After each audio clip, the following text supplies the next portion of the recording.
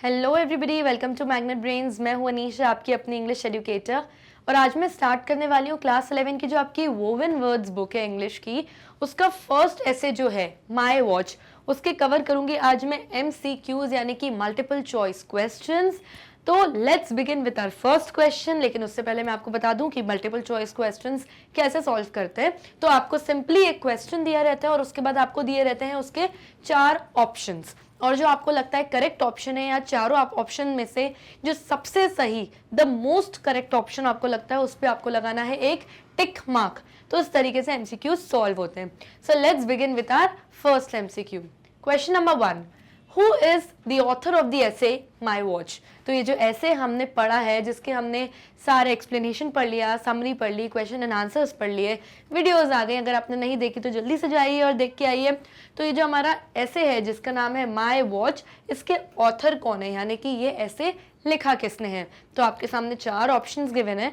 Option number A, Bertrand Russell. Option number B, G.N. Dewey. Option number C, Mark Twain. And option number D, John Ruskin. तो clearly हमने chapter पढ़ा है, thoroughly सब कुछ cover किया। और जब हमने पढ़ा था तो हमने अबाउट दी ऑथर भी पढ़ा था। और अगर आपने मेरा वीडियो देखा होगा और आपको याद होगा तो आप क्लियरली बता सकते हैं कि option number C, Mark Twain is the right option, क्योंकि मार्क ट्वेन ही ऑथर है हमारे ऐसे माई वॉच के। So let's check. Yes, option number C, Mark Twain is the right option to this question. Next question, Why was the watch important for the author? तो जो हमारे author थे mark Twain, उनके लिए उनकी watch, जो उनकी घड़ी जो थी, वो इतनी इंपॉर्टेंट, इतनी ज़रूरत थी। क्यों थी इतनी ज़रूरतमंद वॉच, क्यों थी उनके लिए, यानी उनको क्यों ज़रूरत थी अपनी वॉच की। तो ऑप्शंस हैं, A, because it showed him correct time, क्योंकि उनकी वॉच उनको करेक्ट टाइम यानी सही टाइम दिखाती थी। Option number B, because it kept him punctual, क्योंकि उनकी वॉच उनको पंक्चुअल रखती थी, यानी कि आपकी वॉच आपको सही टाइम दिखाती, और सही टाइम दिखाने की वजह से आप हर जगह पंक्चुअल होते हो, यानी टाइम पे पहुंचते हो। कोई मीटिंग है, कोई अपॉइंटमेंट है, डिनर टाइम, लंच टाइम, हर जगह आप टाइम पे पहुंच रहे हो, यानी कि आप पंक्चुअल हो। तो क्योंकि इस वॉच की वजह से वो पंक्चुअल थे। Option number C, because it was very expensive, क्योंकि उनकी वॉच बहुत एक्सपेंसिव यानी बहुत महंगी थी, इस वजह से क्या उनके लिए उनकी वॉच इंपॉर्टेंट थी।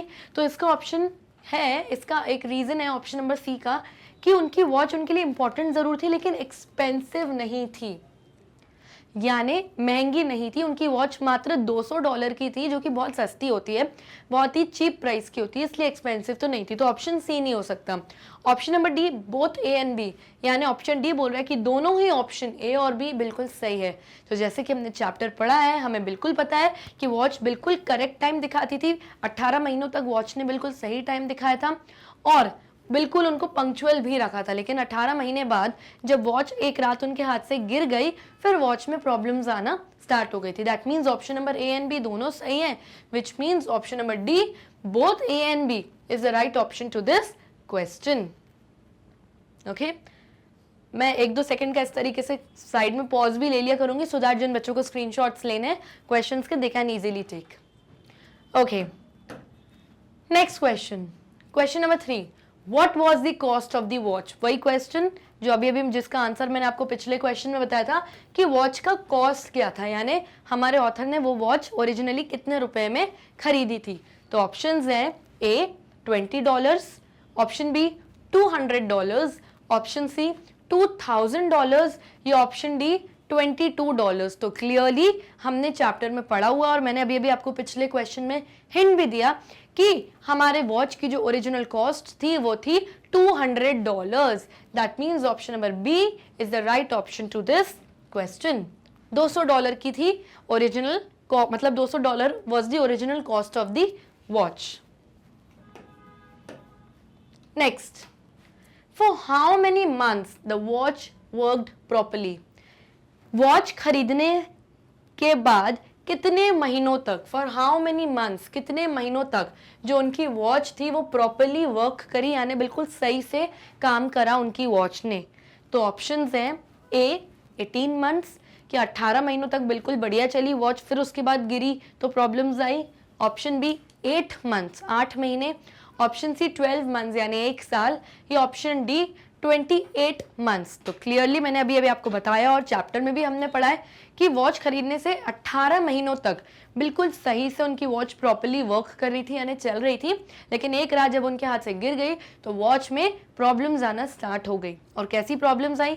कभी वॉच 4 मिनट स्लो चलने लगी, कभी वॉच ने अपनी स्पीड बहुत ज़्यादा गेन कर ली, इतनी गेन कर ली कि कैलेंडर से भी 13 डेज आगे चलने लगी वॉच। कभी वॉच इतनी ज़्यादा स्लो डाउन हो गई कि हमारे ऑथर के सारे appointments, important meetings, lunch time, dinner time सब मिस होते जा रहा था। सो option number A, 18 months is the right option to this question. Next, question number 5. Where did the author take his watch for repair for the first time? अब जब 18 महीने बाद एक रात वॉच जो थी ऑथर के हाथ से रात में गिर गई तो उसमें प्रॉब्लम आना स्टार्ट हो गई, यानी वो ठीक से वर्क करना उसने बंद कर दिया वॉच ने। तो अगले ही दिन सुबह ऑथर जो थे अपनी वॉच को कहाँ ले गए? रिपेयर कराने के लिए यानी सुधरवाने के लिए ले गए। तो कई बार वॉच में प्रॉब्लम हुई तो इस तरीके से वॉच को 7 टाइम्स उन्होंने रिपेयर कराया। लेकिन जब फर्स्ट टाइम, पहली बार जब वॉच खराब हुई गिरने से, तो वो अपनी वॉच को रिपेयर कराने के लिए किसके पास ले गए और कहाँ ले गए थे? तो ऑप्शंस हैं, number A, to the steam boat engineer. क्या वो पहली बार अपनी वॉच को स्टीम बोट इंजीनियर के पास सही कराने के लिए ले गए? तो ये ऑप्शन बिल्कुल गलत है। क्यों? क्योंकि उन्होंने अपनी वॉच को 7 टाइम्स रिपेयर कराया था और जब वो 7वीं बार रिपेयर कराने के लिए गए तब वो स्टीम बोट इंजीनियर के पास ले गए थे अपनी वॉच रिपेयर कराने के लिए, फर्स्ट टाइम नहीं गए थे। Option B, to the blacksmith. Blacksmith होता है लोहार, जो लोहे का काम करता है। तो लोहार के पास वो अपनी वॉच क्यों सही कराने जाएंगे? तो लोहार के पास तो वो एक भी बार नहीं गए, तो ये ऑप्शन नहीं है। Option number C, to the chief jeweller shop. जो चीफ यानी मेन ज्वेलर की शॉप थी मार्केट में, वहां पे वो पहली बार अपनी वॉच को रिपेयर कराने के लिए गए थे। तो बिल्कुल सही ऑप्शन है ऑप्शन नंबर सी, वो फर्स्ट टाइम अपनी वॉच को रिपेयर के लिए चीफ ज्वेलर्स की शॉप में गए थे। So option number C is the right option to this question. लेकिन ऑप्शन डी भी देख लेते हैं। ऑप्शन डी है to the gunsmith. Gunsmith वो इंसान होता है, गन स्मिथ, जो गन बनाने का और गन्स को, बंदूकों को रिपेयर करने का काम करता है। तो भाई एक वो 7 बार रिपेयर कराया, लेकिन इनमें से एक भी बार वो गन स्मिथ के पास नहीं गए हमारे ऑथर। और गन स्मिथ के पास क्यों जाएंगे भाई? वॉच रिपेयर कराने के लिए वॉच मेकर के पास या चीफ ज्वेलर की शॉप पे जाएंगे या कहीं जाएंगे ना, गन बनाने वाले के पास क्यों ही जाएंगे? So option number D answer नहीं है, which means option number C is the right option to this question. Next, who said these lines? A good horse was a good horse until it had run away once, and that a good watch was a good watch until the repairers got a chance at it. तो आपके essay में last में जब आपका ऐसे खत्म हो रहा होता है तो किसी एक इंसान ने ये लाइंस बोली। तो ये जो लाइंस है इनका मतलब पहले बता देती हूँ मैं। इस लाइन का मतलब होता है कि एक अच्छा घोड़ा वो घोड़ा होता है जब तक वो भाग रहा है रेस में और आपको जिता रहा है या आपको उसके बदले में कुछ पैसे मिल रहे हैं। और एक अच्छी घड़ी तब तक अच्छी घड़ी होती है जब तक वो रिपेयर करने वालों के हाथ में नहीं पहुंची, क्योंकि जैसे ही घड़ी में कुछ प्रॉब्लम होगी वो आप रिपेयरर के पास ले जाओगे और रिपेयर करने वाले क्या कर देंगे, पूरी घड़ी को खोल देंगे, उसके पार्ट्स को अलग अलग कर देंगे, जिसकी वजह से वो सही कभी भी नहीं होने वाली, हमेशा उसमें कुछ ना कुछ प्रॉब्लम आती रहेगी। तो ये जो लाइंस हैं, ये लाइंस किसने बोली? Who said these lines? तो ऑप्शंस हैं, option A uncle Robert, option B uncle William, option C Mark Twain यानी जो हमारे ऑथर हैं, या option D none of the above. Option D बोल रहे हैं कोई भी नहीं, ऊपर दिए गए कोई भी ऑप्शन में से इसका आंसर नहीं है।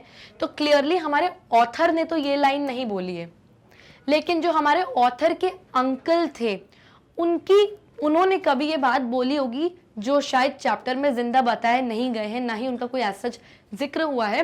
तो ऑथर लास्ट में बोलते हैं कि मुझे अपने अंकल विलियम की एक बात याद आ रही है जो उन्होंने कही थी कि एक अच्छा घोड़ा वो घोड़ा है जब तक वो भाग रहा है रेस में और आपको पैसे जिता रहा है, और एक अच्छी घड़ी तब तक अच्छी घड़ी होती है जब तक वो रिपेयरर के हाथ में या वॉच सुधारने वालों के हाथ में एक बार भी नहीं पहुंची हो। तो अंकल रॉबर्ट कोई भी ऐसा कैरेक्टर है ही नहीं जिसके बारे में आपके ऐसे में मेंशन किया है, तो ऑप्शन ए तो है ही नहीं। और नन ऑफ द अबव हो नहीं सकता, क्यों? क्योंकि हमें हमारा आंसर मिल गया है which is option number B, uncle William. तो हमारे ऑथर मार्क ट्वेन के जो अंकल विलियम थे उन्होंने ये बात कही थी और उनकी बात उनको याद आ रही थी लास्ट में, क्योंकि उन्होंने इतनी बार घड़ी को रिपेयर करा दिया 7 टाइम्स और उसके पास भी उनकी घड़ी बन नहीं पाई। और उन्होंने जितने की घड़ी नहीं खरीदी उससे 3-4 टाइम्स ज़्यादा उन्होंने उसके रिपेयर में खर्चा कर दिया था। तो तब उनको अपने अंकल विलियम की ये बात याद आई। That means option number B, uncle William, is the right option to this question. Next, in the end, how much money did the author spend on the repairing of the watch? आखिरी में जब 7 times उन्होंने अपनी घड़ी को repair करा ली और जब वो थक गए, जब वो हार गए और 7 बार रिपेयर कराने के बाद भी उनकी घड़ी नहीं बनी, तो उन्होंने अपनी घड़ी में, ऑथर ने अपनी घड़ी पर कितना अमाउंट स्पेंड कर दिया था सिर्फ रिपेयरिंग में, सिर्फ सुधरवाने में उन्होंने कितना खर्चा कर दिया था?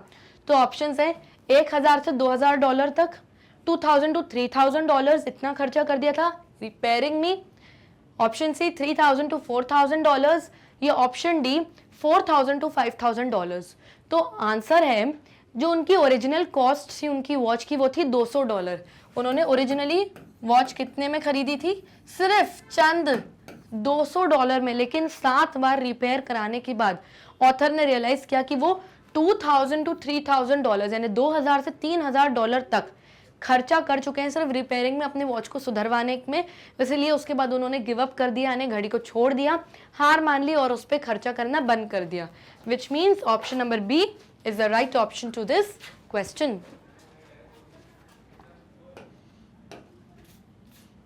Next, the author started believing that the watch is dash. जब ऑथर ने वॉच खरीदी थी और 18 महीनों तक वो बिल्कुल सही चली थी, कोई प्रॉब्लम नहीं हुई थी, तो ऑथर ने क्या बिलीव करना, यानी क्या यकीन करना स्टार्ट कर लिया था अपनी वॉच के बारे में कि मेरी वॉच कैसी है? तो ऑप्शंस हैं ए, इनफॉलेबल। इनफॉलेबल का मतलब होता है कोई ऐसी चीज़ जिसमें कभी कोई मिस्टेक, कोई गलती नहीं हो सकती और ये हमेशा परफेक्टली वर्क करेगी। ऑप्शन बी का मतलब होता है फॉलेबल। तो इनफॉलेबल का उल्टा यानी ऑपोजिट होता है फॉलेबल।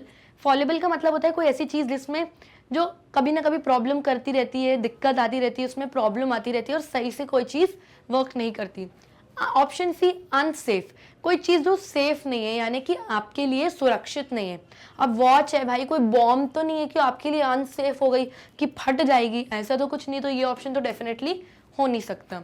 ऑप्शन डी इम्परफेक्ट यानी परफेक्ट नहीं है, तो वो तो उनकी वॉच तो 18 महीनों तक बिल्कुल परफेक्टली चल रही थी, तो ये ऑप्शन भी नहीं हो सकता। तो बिल्कुल क्लियरली ये वर्ड दिया हुआ है आपके ऐसे में भी और हमने पढ़ा भी है कि जब 18 महीनों तक ऑथर की वॉच बिल्कुल बढ़िया चलने लगी तो उन्होंने क्या यकीन करना स्टार्ट कर लिया कि मेरी वॉच क्या है, मेरी वॉच इनफॉलेबल है, यानी ये कभी ख़राब नहीं हो सकती, इसमें कभी कोई मिस्टेक नहीं आ सकती, कभी कोई दिक्कत नहीं आ सकती। तो फॉलेबल भी सही नहीं होगा क्योंकि फॉलेबल तो इसका उल्टा होता है यानी कि गलती होना, प्रॉब्लम क्रिएट करना, इस तरीके से। तो option number A is the right option to this question, infallible. Next, which are the parts of a watch mentioned in the essay. अब ये जो आपका एसे है इसमें कई सारे आपके वॉच के पार्ट्स के बारे में मेंशन किया गया है। तो कुछ पार्ट्स के बारे में हम देख लेते हैं कौन कौन से ऐसे पार्ट्स हैं जिनके बारे में चैप्टर में मेंशन किया गया है, उनके नाम। सो ऑप्शन नंबर ए है बैरल।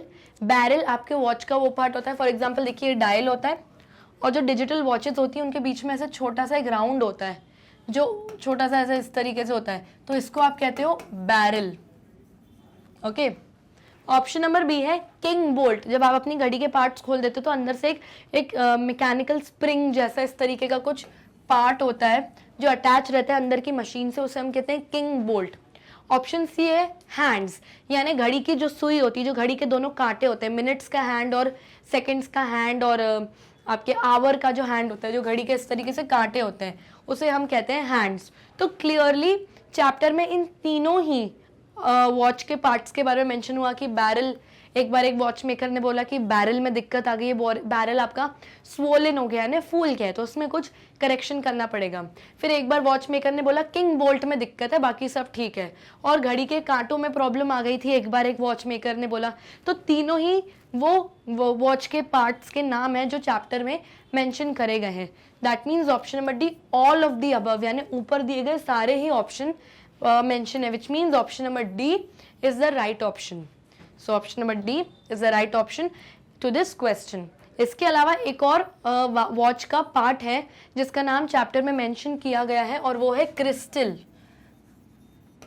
तो डायल के ऊपर जो एक कांच लगा रहता है इसको हम क्रिस्टल कहते हैं। तो ये भी एक नाम है वॉच के पार्ट का जो चैप्टर में मेंशन्ड है। अगर आपके एग्जाम में क्रिस्टल के बारे में आता है तो कंफ्यूज मत होइएगा, क्यों? क्योंकि क्रिस्टल भी मेंशन डेफिनेटली हुआ है आपके ऐसे में। So option number D all of the above is the right option to this question. Next, what happened after the watch was cleaned up? जब प्रॉब्लम आ गई 4th से 5th टाइम वॉच में, तो फिर से एक वॉच मेकर के पास गए हमारे ऑथर वॉच को रिपेयर कराने के लिए। तो वॉच मेकर ने बोला कि इस वॉच को क्लीन अप करना पड़ेगा, थोड़ी इसके अंदर से सफाई करनी पड़ेगी, रेगुलेटर को पुश करना पड़ेगा, थोड़ी ऑयलिंग करनी पड़ेगी, तो सही हो जाएगी आपकी वॉच। फिर जब वॉच क्लीन अप हो गई, फिर उसके बाद क्या हुआ? क्लीन अप हो गई तब क्या सही हुई वॉच कि नहीं हुई? फास्ट हो गई स्पीड की स्लो हो गई, क्या हुआ? तो ऑप्शंस देखते हैं। Option A, it worked perfectly. जब क्लीन अप हो गई वॉच तो वॉच फिर परफेक्टली बढ़िया तरीके से वर्क करने लग गई, यानी चलने लग गई। Option B, it gained its speed. Watch ने अपनी स्पीड बढ़ा दी, यानी बहुत तेज तेज उसकी स्पीड चलने लगी वॉच की। Option C, it slowed down to such a degree that the author missed all his appointments. Watch clean up कर जब हुई तो सही चलने की बजाय बहुत स्लो डाउन हो गई, यानी वॉच की स्पीड इतनी धीमी हो गई, इतनी कम हो गई कि जो हमारे ऑथर थे वो अपने सारे important appointments, meeting, dinner time, lunch time सब मिस करते जा रहे थे, क्योंकि उन्हें लग रहा था कि अभी तो भाई 7 ही बज रहे हैं, लेकिन वो इतनी स्लो हो चुकी थी घड़ी कि शाम के अभी भी 4 बज रहे थे या 5 बज रहे थे। तो इस वजह से क्या हो रहा था, ऑथर अपने इंपॉर्टेंट अपॉइंटमेंट्स मिस कर रहे थे। ये option number D, nothing happened. Clean up होने के बाद भी वॉच में कोई सुधार नहीं आया, वैसी की वैसी कंडीशन थी, कोई दिक्कत या कुछ भी सुधार अब या स्पीड गेन, स्पीड डिक्रीज कुछ हुआ ही नहीं वॉच में। तो क्लियरली हमने चैप्टर पढ़ा है और हमें पता है कि option number C is the right option, क्योंकि क्लीन अप करने के बाद, रेगुलेट करने के बाद और ऑयलिंग करने के बाद भी वॉच की सही नहीं हुई, बल्कि उसकी स्पीड इतनी कम हो गई कि ऑथर के सारे important appointments, meetings, dinner time, lunch time सब मिस होने लगे, उनसे सब छूटने लगे। So option number C is the right option to this question. Next, everything was well with the watch except one thing. What was that thing? तो question में बोल रहे हैं कि वॉच के साथ सब कुछ बढ़िया था, सब कुछ वेल था, बढ़िया, सिर्फ एक ऐसी चीज थी जिसमें कुछ लास्ट में प्रॉब्लम आई थी। और वो एक चीज क्या थी? जब 6th टाइम ऑथर गए, मतलब जब 6th बार उन्होंने अपनी वॉच को वॉच मेकर से जाकर रिपेयर करवाया, तो इस बारी उनकी वॉच परफेक्ट चल रही थी, सब कुछ बढ़िया चल रहा था, लेकिन सिर्फ एक चीज में दिक्कत आ गई थी। तो वो एक चीज क्या थी जिसमें दिक्कत आई थी? 6th टाइम की बात हो रही है। तो ऑप्शंस है, when the hands hit 10 minutes to 10 they would travel together from then on। यानी जब 10 बजने में 10 मिनट होते थे, यानी जब घड़ी में 9:50 का टाइम होता था, तो जब घड़ी में 9:50 का टाइम अगर हो रहा है तो कांटे कैसे होंगे?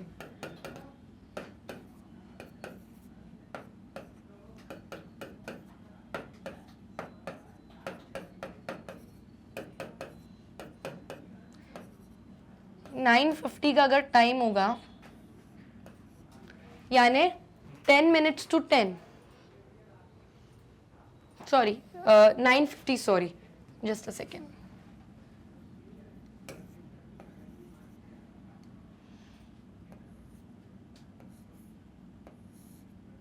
यानी ये 9:50 हो रहा है, यानी अभी 10 बजने में 10 मिनट है, 10 minutes to 10, यानी 10 बजने में जब 10 मिनट होते थे और जब दोनों ही आवर का हैंड और मिनट का हैंड एक साथ 10 पर आने वाला होता था, जब दोनों ही हैंड्स एक साथ होते थे, तब जैसे ही ये दोनों एक साथ आते थे दोनों हैंड्स, तो ये दोनों कांटे एक साथ ट्रैवल करते थे, यानी अलग अलग ट्रैवल नहीं करते थे, दोनों ही कांटे एक साथ पूरा ट्रैवल करते थे।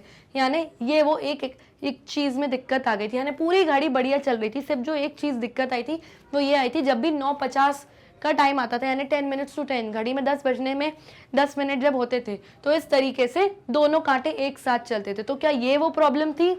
और ऑप्शंस देखते हैं। When the hands hit 5 minutes to 5, they would travel together from then on. जब 5 बजने में 5 मिनट होते थे, अगेन समथिंग इस तरीके का जब टाइम होता था, ऐसा, तो दोनों कांटे एक साथ चलने लगते थे। क्या ऐसा होता था? Option number C, the belt was tattered. Tattered का मतलब फटा पुराना, जब पुराना हो जाती कोई चीज़ तो फट जाती है, लेदर निकलने लगता है। तो क्या ये दिक्कत आ रही थी घड़ी में? ये दिक्कत आ गई थी कि जो बेल्ट था उनकी घड़ी का वो फटा पुराना हो गया था और बहुत टैटर हो गया था, यानी बहुत ओल्ड वोर्न आउट हो गया था। ये option number D, none of the above, यानी ऊपर से दिएगा एक भी ऑप्शन नहीं। तो क्लियरली हमने चैप्टर पढ़ा है और हमें पता भी है कि 6th टाइम जब वो घड़ी को रिपेयर कराने गए थे तो सब कुछ यानी सब कुछ बढ़िया चल रहा था घड़ी में, सिर्फ एक चीज़ में दिक्कत आ रही थी और वो दिक्कत यही थी कि जब घड़ी 10 minutes to 10 यानी 10 बजने में 10 मिनट दिखा रही थी इस तरीके से, तो दोनों ही कांटे एक साथ ट्रैवल करते थे, यानी एक साथ चलने लगते थे। तो ये दिक्कत आ गई थी, जिसकी वजह से फिर से वो 7th और last time steam board engineer के पास गए थे अपनी घड़ी को दिखाने के लिए। So option number A is the right option to this question. Next, how many times the watch was repaired in total? पूरी जब तक घड़ी उनके पास थी, जब तक ऑथर के पास घड़ी थी, तो टोटल में वॉच कितनी बार रिपेयर कराई उन्होंने आखिर? तो ऑप्शन ए है 4 times, option B 5 times, option C 10 times, ये ऑप्शन डी 7 टाइम्स। तो क्लियरली इतने एक्सप्लेनेशन में, प्रीवियस एक्सप्लेन्ड क्वेश्चंस में मैं आपको बता चुकी हूँ कि घड़ी उन्होंने टोटल 7 टाइम्स रिपेयर कराई थी और फिर भी उनकी घड़ी ठीक नहीं हुई थी और अंत में उन्होंने गिव अप कर दिया, यानी हार मान ली अपनी घड़ी पे और छोड़ दिया कि बस भैया, कहाँ $200 की घड़ी खरीदी थी और कहाँ 2000 से $3000 में इसके रिपेयरिंग में खर्च कर चुका हूँ। That means option number D 7 times is the right option to this question. So children, here we come to this end of this session. I hope आपको सारे MCQs अच्छे से समझ में आए होंगे।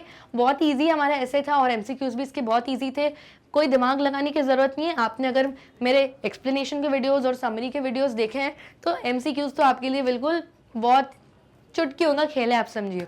ओके, आप चाहें तो हमारे वीडियोस यूट्यूब पर भी देख सकते हैं, जो वहाँ ना मिले तो हमारी वेबसाइट पे जाइए विच इज़ magnetbrains.com। जैसे आप वेबसाइट पे जाएंगे इस तरीके का पेज आपके सामने आएगा। यहाँ पे आपका इंग्लिश वोवन वर्ड्स का ऑप्शन दिया है। अगर आपको वोवन वर्ड्स बुक के वीडियोस देखना है तो इस ऑप्शन पे क्लिक करिए। जैसे आप क्लिक करेंगे मेरे लिस्ट ऑफ वीडियोस इस तरीके से आपके सामने आ जाएंगे। फॉर एग्जाम्पल, आपको ऐसे नंबर 1 माई वॉच देखना है या उसके वीडियोस देखने हैं तो आप इस ऑप्शन पे क्लिक करिए। जैसे आप क्लिक करेंगे मेरा वीडियो इस तरीके से आपके सामने प्ले होना स्टार्ट हो जाएगा। And do not forget to like, subscribe and share our YouTube channel, क्योंकि magnet brains free of cost quality education आपके घर तक पहुंचा रहा है। तब तक के लिए bye bye and take care.